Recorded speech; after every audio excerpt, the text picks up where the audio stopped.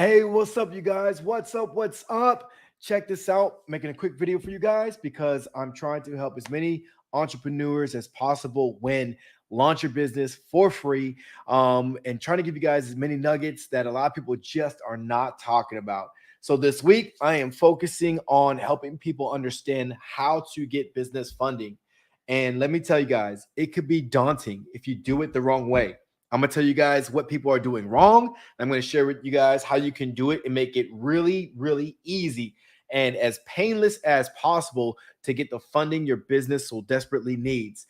If I'm good at anything, I think getting money is probably one of my strong suits. And when I figured out how to get financing and lending and capital for my business, it took so much stress off of my wife and my own back, to where we're able to operate and make moves business wise without pulling into our own personal funds.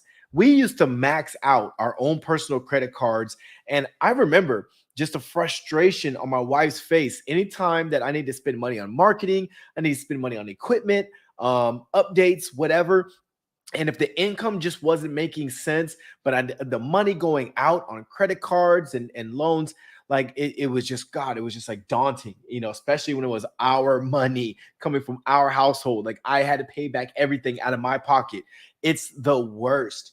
You always want to make sure that when you're creating funds and income, or if you're making investments, you always want to use other people's money. And that's what I'm going to share with you guys right now. I'm going to talk about the stuff that's not so sexy. All right. I know most business coaches, they like to talk about sales, that secret script, and the funnel that's going to make you, all this extra money. But what if you can just walk up into the bank and walk out of the bank with $20,000 with a smile on your face? I'm not talking about robbing the bank either. I'm talking about them handing it over to you willfully because they want to see you win. Having a plan to where if you're trying to get a business grant, you're getting people to give you money and you're being selected out of the thousands of businesses that are applying. You get selected because you're doing what other businesses are not doing.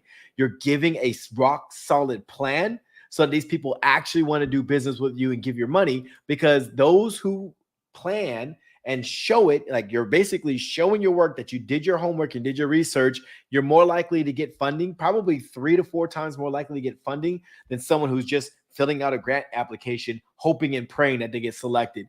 So without further ado, guys, what I want to do is I just want to show you guys just a really quick, spreadsheet that's available to you and I both as entrepreneurs, and how this is going to change the game for you guys. So right here, this is a free template off the SCORE website. And I stumbled across this spreadsheet off the SBA.gov website. I'll try to remember to put that in the description for you guys, so you don't forget yourself. But if you're watching this video, pause it, and I want you guys to write down SBA.gov, okay? Because this is where I got my, I got to the link for the SCORE website, so I can get this spreadsheet right here.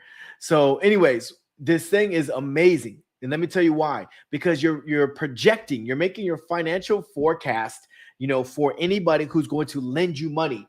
Without a financial forecast, your business plan is empty. It's incomplete. They're going to send you back and tell you, okay, you're asking for 50 grand, you're asking for $100,000, but you haven't even thought about what your expenses are going to be. You didn't even come up with like your salary, your rent, utilities, all these different things.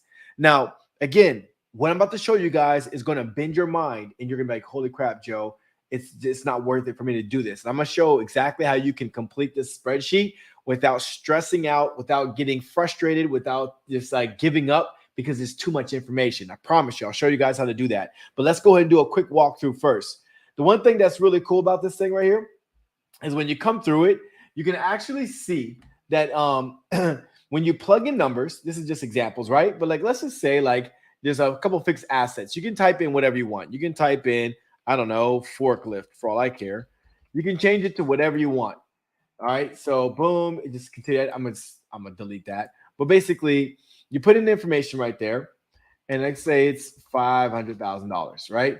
So you put it in there, continue editing, and then now it's going to start changing numbers for your totals. All right. Anything that you put in here, 60, I'm just going to put random numbers. Oops, that's not a good number to put. Any numbers that you guys put in there is going to change the bottom line. It's calculating everything for you. Oops. I'm over here just typing away. Let me go back. Let me undo. That says totals. I don't want to change the totals. All right. So boom, we're just changing things is all we're doing, but it does the calculations for you, which is awesome. I don't like that number. Let's just make that 777. There we go. So anyways, but here's the cool thing, guys. So all the percentages and all the stuff looks super professional, looks clean. You didn't do any calculations yourself. Some things don't apply, let it fly. Just like, put zero or change the name to whatever you want it to be. But like payroll, you can add like the different numbers, like how much you want your people to get paid hourly, put all those numbers in there. And then like, again, just more numbers, just change what's in the orange, right? Like that. I mean, like all you want to do is just make sure like, well, all these things are being carried over. They populate for you as you're going through it.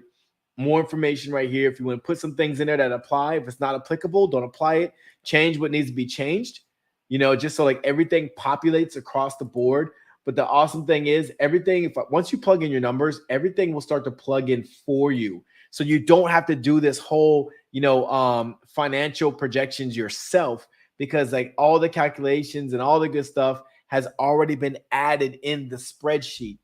You guys get what I'm saying? Like you got the work done for you. You don't have to do all this stuff. The reason why it's not popular is because I didn't type in all the numbers. But once you type in the numbers, that's exactly what's going to happen. It's going to throw all the projections for you. So now when people come here to look at your financial forecast, they got all this information to go through to look at, and they're going to think like, good Lord, like this person really did their homework.